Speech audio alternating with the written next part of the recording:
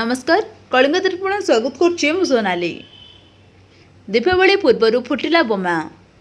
Deepawali पूर्वर police फुटिला बोमा। आसंता काली Deepawali पूर्वर police अशांत 8:30 रे किछि व्यक्ति मोटरसाइकेल आसी बजार साई छकठारे विदेशी मद दुकान रे गोटे रास्ता रे गोटे बालीखाई छकठारे गोटे रानीपड़ा छकठारे दुईटी दुकान आगे बोमा फुटुछि।